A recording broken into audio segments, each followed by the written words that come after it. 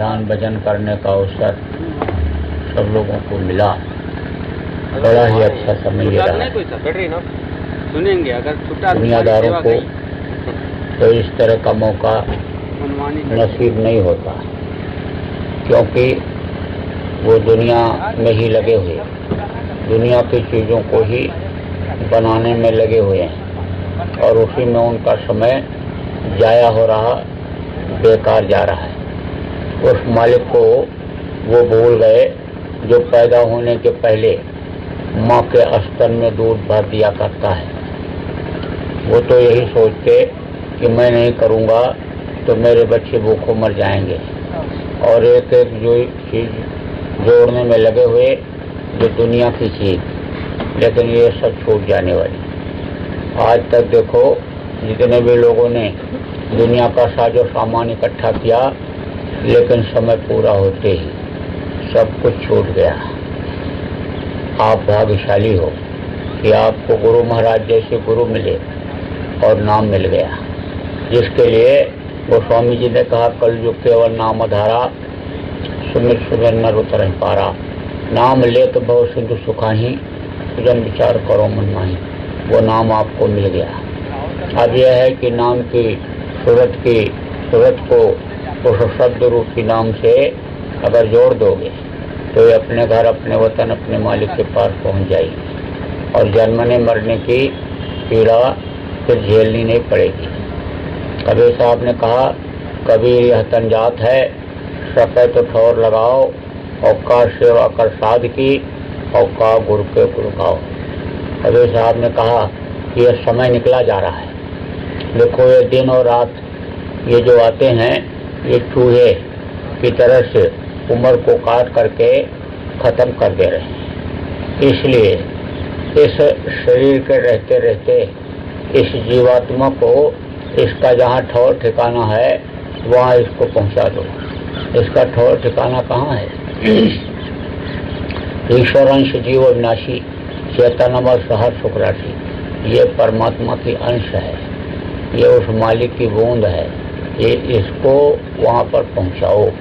इसी शरीर के अंदर से ऐसा रास्ता गया है और किसी शरीर के अंदर ऐसा कोई रास्ता नहीं है कि जिससे ये जीवात्मा अपने वतन, अपने घर, अपने मालिक के पास पहुँच सके। इसलिए समय का उपयोग करना चाहिए। समय निकल जाने पर फिर समय वापस आता नहीं है।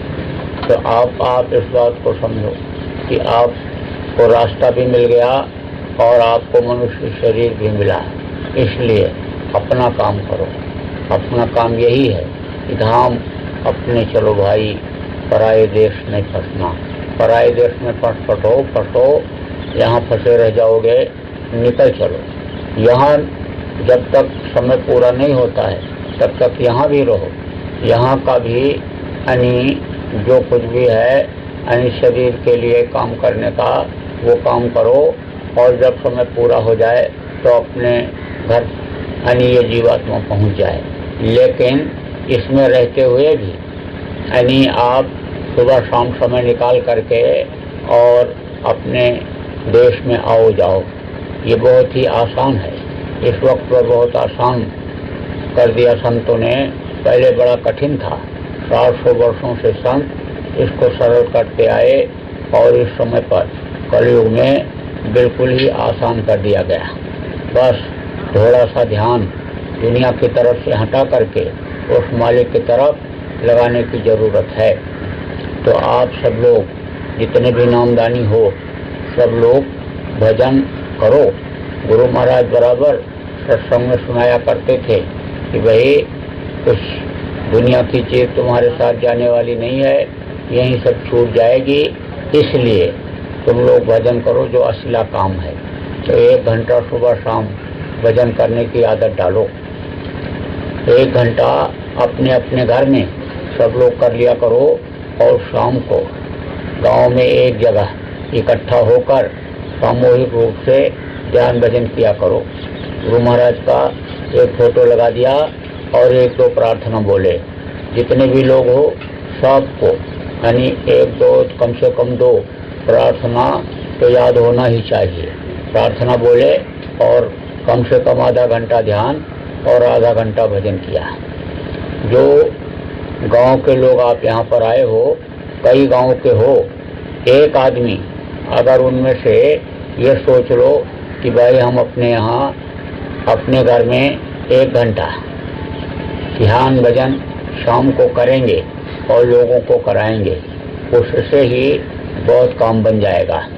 आप इस बात को समझो कि एक आदमी उसी गांव के, अगर आप ये सोच लो कि हम लोगों को बुला बुला करके लाएंगे और ध्यान भजन कराएंगे, तो उसको भी लाभ मिलेगा और आपको भी लाभ मिल जाएगा। क्योंकि कहा गया कि भटके हुए को रास्ता बताना थोड़ी का काम होता है। लोग नाम दान लेने के बाद भी इस चीज़ को भूल गए दुनियादारी में कि हमको भजन भी करना चाहिए। लेकिन जब आप याद कराओगे और उनको घेर घार करके लाओगे, बैठाओगे और उनकी जीवात्मा ऊपरी लोकों में जाने लगेगी, आनंद पाएगी, तो वो आपको आशीर्वाद देगी। देखो इस शरीर का भोजन क्या है? धान, गेहूँ, चना, ज्वार, बाजरा, मक्का, ये तो इस शरीर का भोजन है। जीवात्मा का भोजन क्या है? शब्द।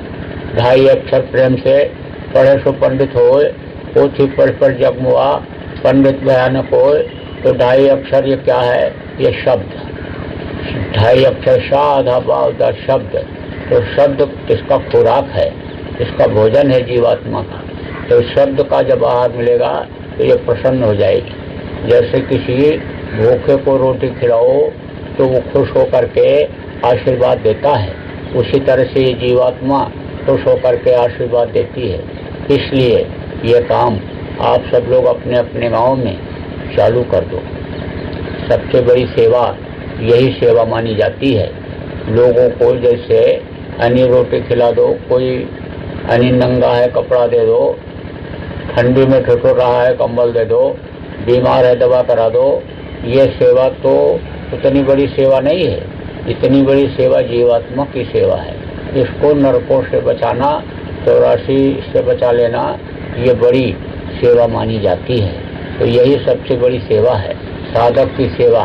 साधु अलग कपड़ा रंग करके जो पहन लेते हैं, कमंडल ले लेते हैं, वो अलग होते हैं। और जो साधना करता है वो साध कहलाता है, वो साध कहलाता है। तो साधक को साधना में लगाना, साधक जिसको रास्ता साधना का मिल गया उसको समझा करके साधना में लगाना, ये बड़ी सेवा है, बड़ी सेवा मानी जाती है। और का गुड़ के गुड़ गाओ, गुरु की महिमा को गाना पड़ेगा। गुरु की महिमा को बताओ, गुरु महाराज के बारे में बताओ, समझाओ।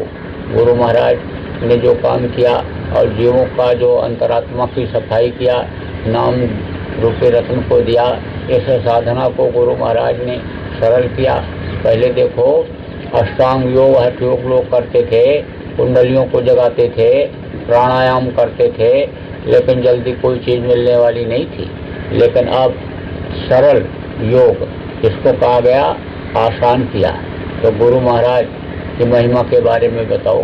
गुरु महाराज ने जो आदेश दिया कि सब लोग शाकाहारी का प्रचार करो, तो शाकाहारी के प्रचार में लगे रहो, बताते रहो, समझाते रहो लोगों को शाकाहारी के बारे में। अन्य रैली वगैरह निकालते रहो, प्रचार प्रसार करते रहो, बैनर लगा करके करो, होल्डिंग लगा के करो, पर्चा बांट के करो, रैली निकाल के करो, कैसे भी शाकाहारी का प्रचार जोर शोर से होना चाहिए। तो इस काम में सबको लगने की ज़रूरत है। तो सत्संग तो होगा 11 बजे से। अभी तो थोड़ी देर का ये ध्यान भजन का कार्यक्रम हो गया, बराबर जो रोज चल रहा है। अब आप लोग यानी तैयार होकर 10:30 बजे तक यहाँ बैठना, तब तक और भी लोग आ जाएंगे और जो नए लोग आएंगे उनको नामदान भी मिल जाएगा और सत्संग आपको मिलेगा। तो बोलो जय गुरुदेव, जय